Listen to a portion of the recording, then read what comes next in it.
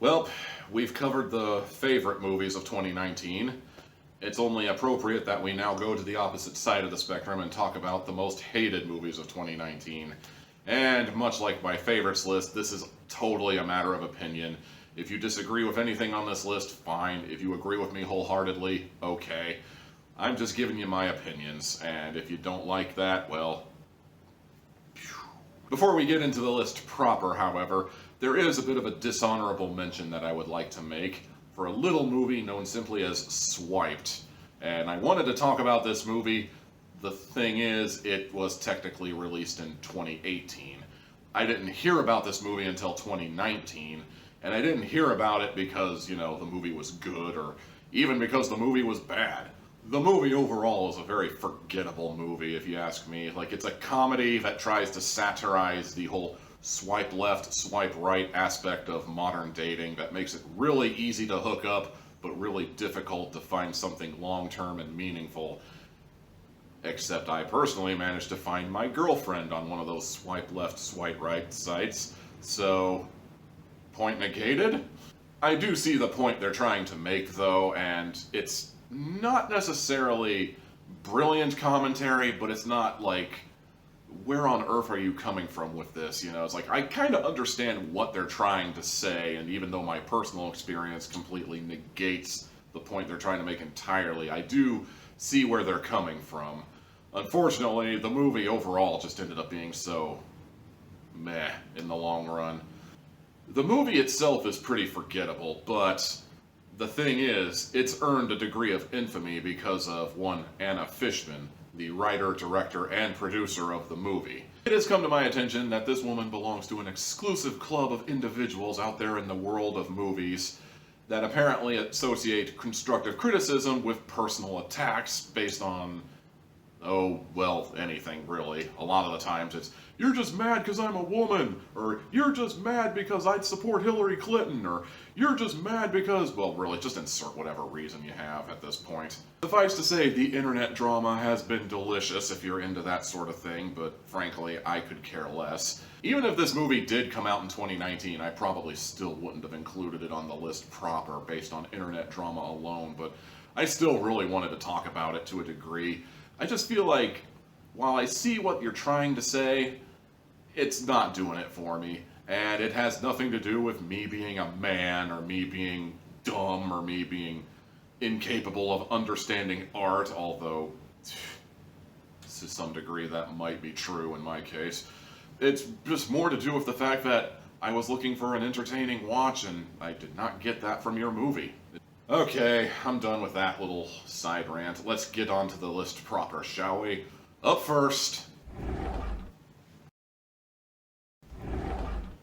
So, while we're on the topic of movies I would have glanced past entirely if nobody had recommended it to me, let's talk about Polar, a movie about assassins where this dude is trying his best to live to see 50, even though the Assassins Guild of sorts is trying their best to cut him down before he can hit 50, because if he hits 50, he can retire and he can collect a ridiculous sum of money that he can live off of for the rest of his days, and the Assassin's Guild doesn't want to pay anybody because capitalism, I guess. I don't know.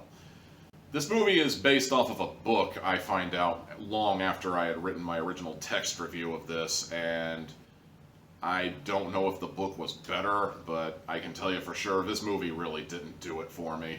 The big thing about this movie was the fact that it just felt like it had an identity crisis. Like, what was this movie trying for? Was it trying to be quirky and morbidly humorous? Was it trying to be super dark and super edgy? Was it trying for Quentin Tarantino? Was it trying for Suda 51? I mean, what were we going for with this? I really don't know what this movie was trying for, but whatever it was, it didn't work for me. I just felt bored watching this whole thing entirely. Also, I have to cringe whenever I see somebody whip out the power drill during an interrogation scene, because, ugh.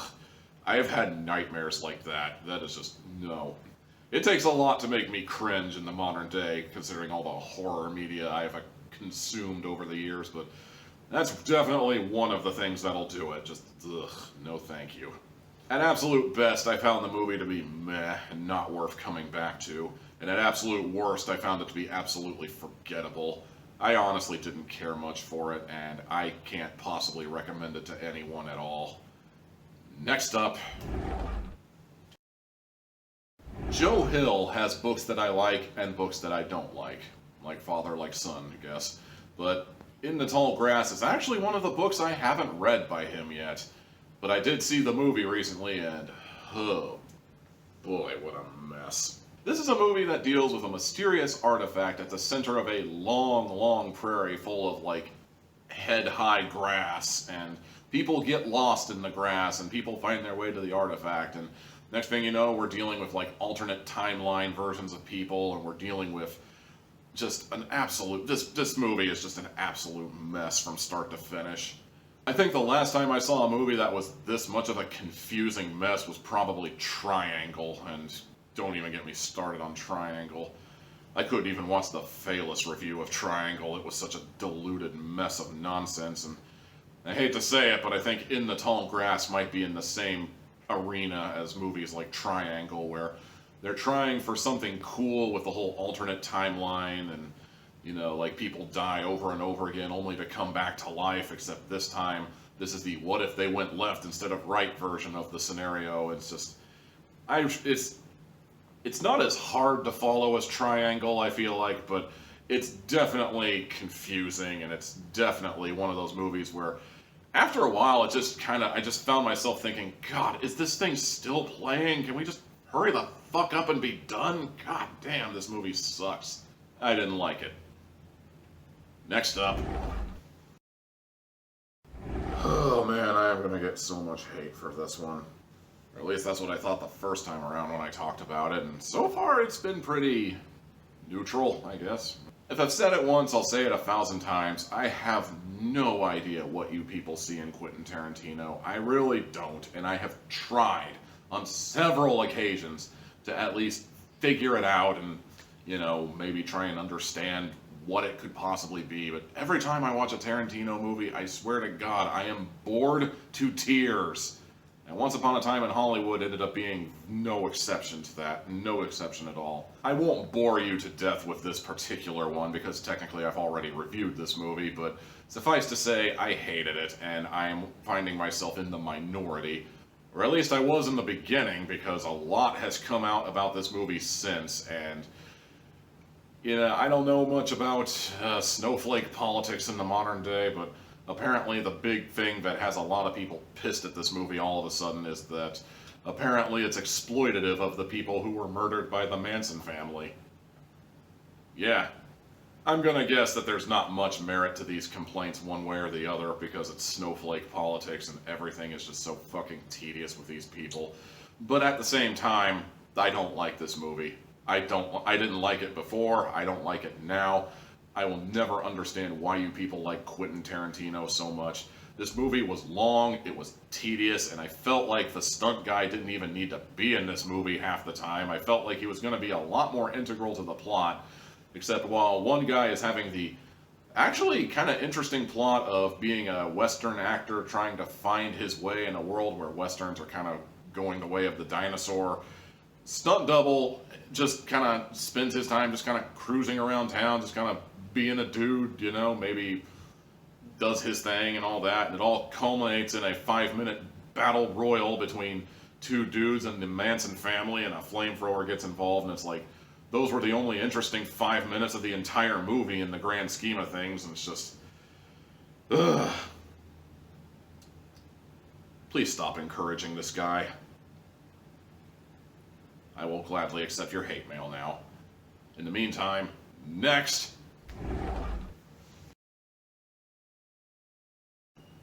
Well, speaking of movies I've already reviewed on this channel, remember The Island? Yeah, that was a thing. Oh boy! And the sad thing about The Island is it actually had potential. It actually looked like it was gonna be good. It looked like it would actually hold my attention if absolutely nothing else. Like, okay, it's not great. In fact, it's kind of reminding me of Lost in a few places, but whatever, you know. Sometimes things with the exact same concept can be just as good. I mean, look at Megamind. Basically, it's the same movie as Despicable Me, except I thought it was better. but I'm getting off track. I mean, the island had so much potential, and then episode 3 happened. And basically, this is episode 1, maintaining a nice steady thing. Here's episode 2, it's getting kind of wobbly, but whatever. And here's episode 3, just right down into the rocks. Just no, not even a steady decline, just the plane just totally turned 90 degrees and nosedived into the pavement. That's literally how it was. And the show just never recovered after that monumental blunder of handling a plot twist. I mean, who does that? Oh, except I guess the big plot twist that it was all a virtual simulation to determine whether or not a death row inmate was worth releasing into a society again or not wasn't the twist. The twist was that it was basically that global warming is a thing, and you know, Houston is underwater and people are so disenfranchised and chaotic that, you know, the society is so underpopulated that we're actually thinking about giving death row inmates a second chance at life as a result, and so forth and so on. And, you know, I get the feeling the frogs are going to start complaining about, oh, it's global warming propaganda. Frankly, by the time it got to that epic plot twist, I was already not invested. By the time episode 5 of this 7-episode series hit, I was already considering this background noise. I didn't care. Yeah, domestic abuse situation, whatever. I'm vacuuming my rug right now. That's... You already lost me, show. You can't bring me back. I'm done. Good day. This show sucked. I'd almost recommend you watch it just to see what kind of train wreck you ended up getting, but this show sucked. Hands down. Probably one of the worst Netflix series of the year. And finally, oh my god, this movie.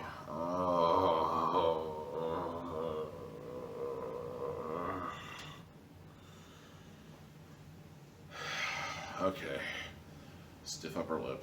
You can do this. You can do this, big guy. Back when I was doing text reviews earlier in the year and most of 2018, I wrote a review for this movie, and I had to revise the crap out of this review at least 2 or 3 times in order for it to stay professional, in order to keep it from turning into an absolute rage fest, and in order to keep it from, you know, I don't give a fuck about the frogs or the snowflakes, but, you know, I just... You know, you gotta stay professional. You gotta make sure you don't offend one crowd, or else they make it their life's goal to ruin you. And if I had kept the original draft of this review, somebody was gonna take it personally and decide to ruin me. And you know, I had to revise it several times before it finally got posted, and I still feel this movie. I hate this movie. I hate it so much. And it's mind-boggling to me when I actually found another movie reviewer that was reviewing it around the same time as me who gave it a B. A B. 80%. 80 out of 100. 8 out of 10. 3 out of 4. Did we watch the same movie? You know, I don't get offended by movies. I don't get, like, angry video game nerd levels of angry at movies anymore, you know, it's just... This movie just really, really pissed me off, though. I don't appreciate bait and switches, and this is what this movie did to me. Because when I looked at the trailer, it showed all this, like, Cronenberg-esque horror with, like, bugs coming out of skin and all this, like, jarring violin chords and just... talk about perfection, and I thought, okay, this looks interesting, this looks really cool, and I started watching it, and for the first act, it was actually pretty good, you know, it had a really decent direction, and the horror aspect where the girl was starting to throw up maggots and bugs were coming out of her hands and all that, it was actually, I mean, well, the CGI was probably nothing great, but this was actually really suspenseful. I was gripped. I was waiting to see this. It's like, oh man, is she going to explode into a cloud of bugs? Is she going to die? Is she going to survive? Oh my god, this is gripping. This is amazing. What's going to happen here? Then the movie rewinds. And the scene where one girl gives the other girl headache medicine is revealed that that's not headache medicine.